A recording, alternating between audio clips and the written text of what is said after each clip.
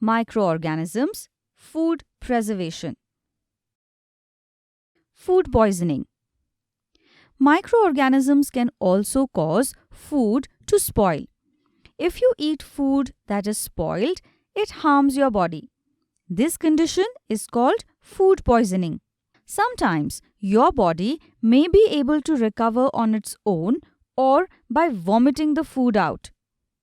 However, when it's just too much, the person can fall seriously sick, and in some cases, food poisoning can even cause death. To prevent food poisoning on a large scale, we have to take precautions to protect the food from spoilage from microorganisms. This process is known as food preservation. The things that we add to the food to keep it from spoiling are known as preservatives. The mango fruit spoils within a week or two, but mango pickles stay fresh for a very long time. In fact, for years together. That is because of the preservatives that we add to the mix when we make pickle. Even mango jam lasts for a few years. There are many different types of preservatives and methods of preservation too. Let's look at some of them. Common salt stops the growth of bacteria, so it can act as a good preservative.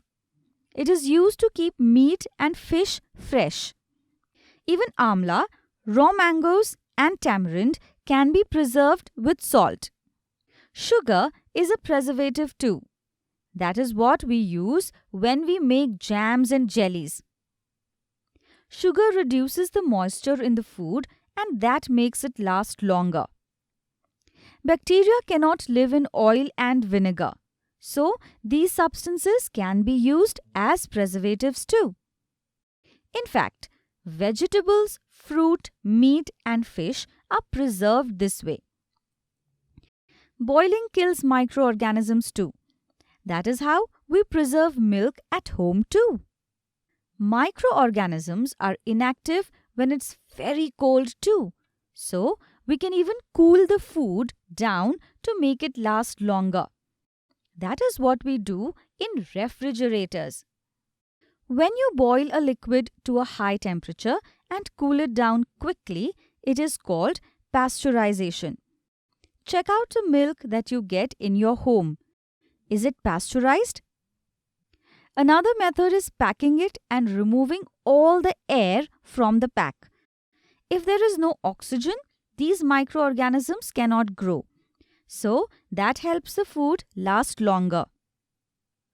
For delicate food items which might be crushed by the vacuum packing process, such as potato chips, an alternative is to replace the interior gas with nitrogen.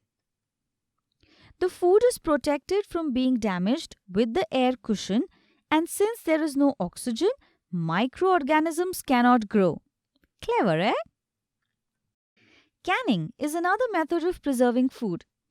First, all processes are done to the food to kill the microorganisms inside it. Then, the food is packed in airtight containers so that no new microorganisms can attack it.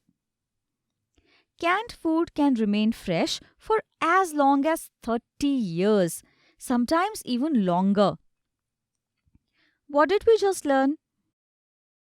Food poisoning could be due to the consumption of food spoiled by some microorganisms. The things that we add to the food to keep it away from spoiling are known as preservatives.